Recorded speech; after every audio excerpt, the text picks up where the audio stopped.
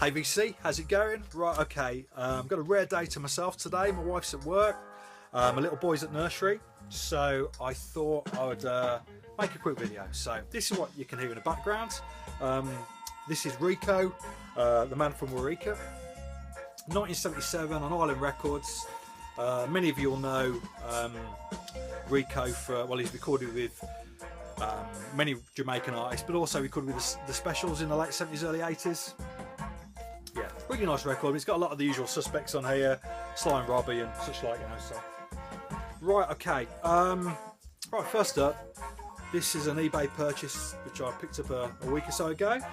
This is Gwen McCrae, her debut solo album on the President label.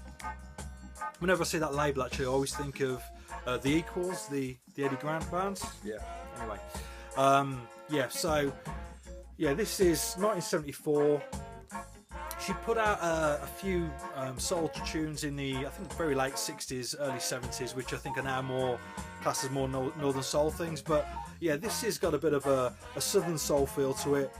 Very funky in places. The big tune on here, well, for big tune for me anyway, is 90% of Me Is You, which is a song that I first came across on a compilation album called All Back to Mine, which was a short-lived sort of music program on Channel 4 in the UK.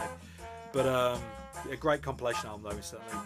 But yeah, that's where I heard this, and I say it's on this album. Now, she's quite interesting because she was married to George McCrae, who had a massive hit, I think, all over the world with Rocky Baby. And they recorded together quite a bit as well. I think the follow-up album to this was actually a duets album, Gwen and George McCrae. So yeah, but I mean, she's got some great stuff, so it's worth checking out stuff if you see it. Right, okay. Over the last few months, actually, I've been picking up quite a bit of quite a few 12 inches, particularly soul and funk 12s.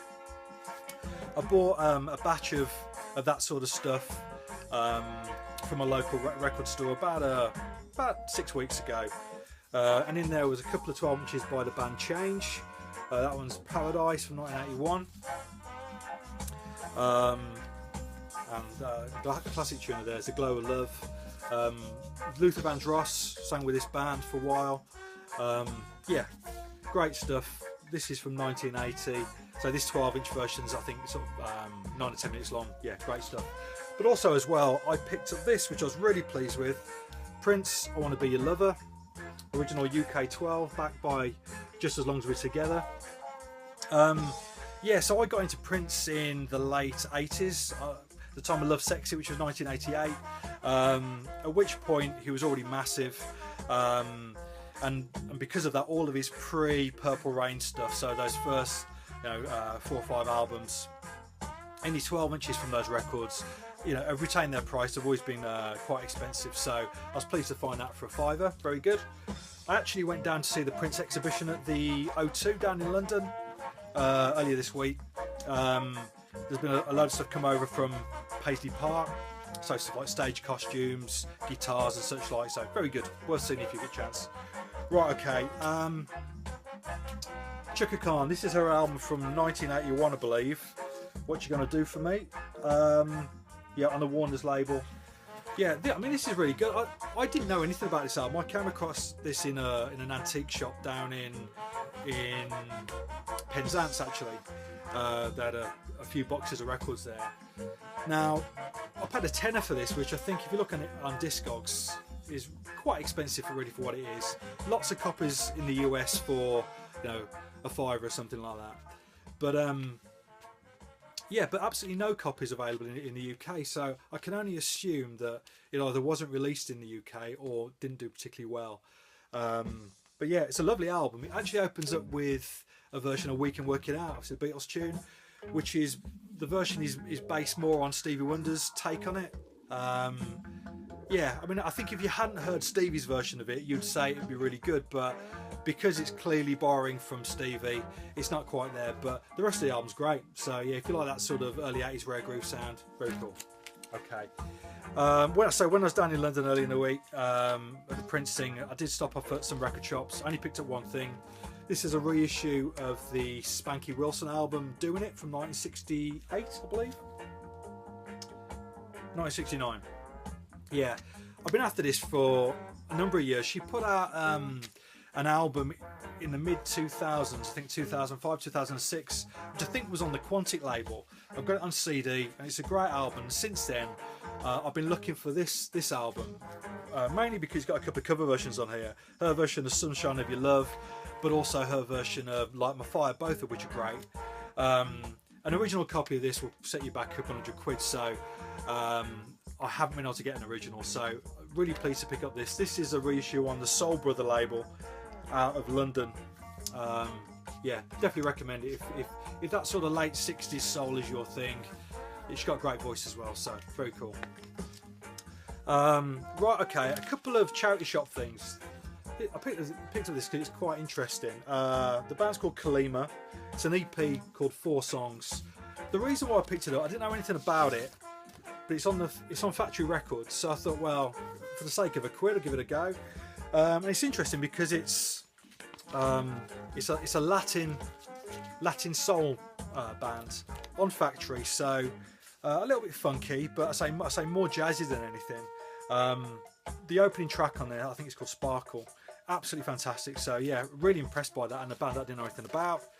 And at the same time, I picked this up. This is a 12 by a band called the Ogdens. The song's called Rachel Put Your Arms Around Me, 1989. I think you can tell just by the look and the name of the band and the name of the track there. The other songs on here are called Train to London Bridge and The Prettiest Girl in Carmarthenshire.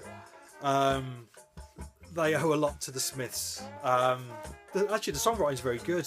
It's a nice 12. Actually, I've played it quite a bit, but yeah, it's very much of that time period, late 80s. Yeah, that sort of C86 thing.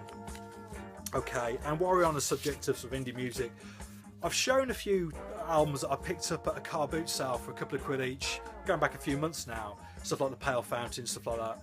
At the same time, I bought this album. The band's called The Bathers, and the album's called Unusual Place to Die.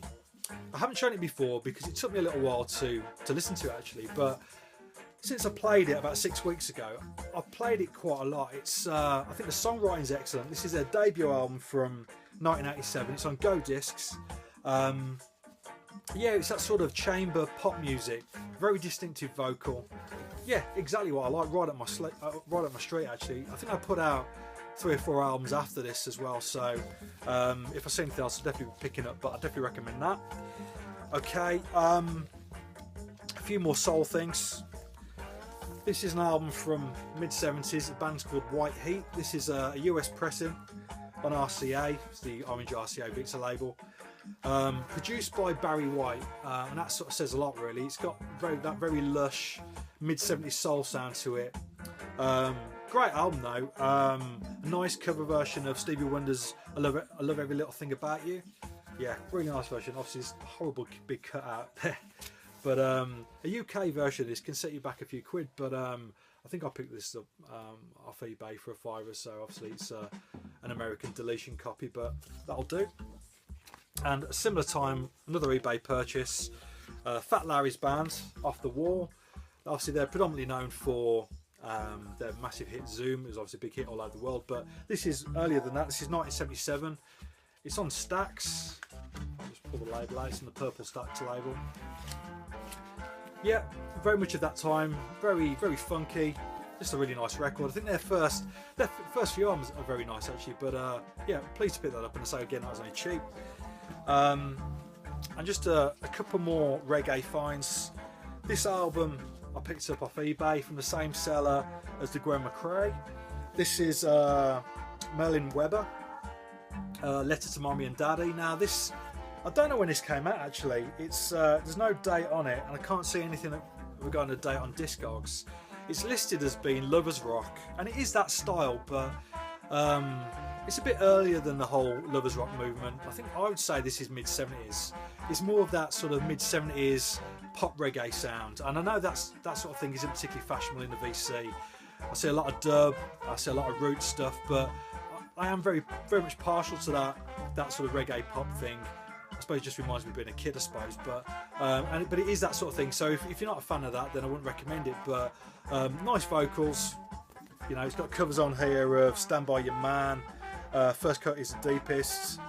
There's a couple of other tunes on here. There's a tune that was done by Skeeter Davis, He'll Have to Stay, which is a nice version of that. So yeah, very cool. Great nick as well. That's on the I think it's on the #1 rock label, which isn't a label I was familiar with, but it's a UK pressing. And finally, something I picked up a couple of weeks ago, these Studio One compilations are great. This is Studio One Groups. This is a reissue actually. I think it originally came out in 2006, 2007. Great picture there of it's Bob Marley on the cover, the Wailers.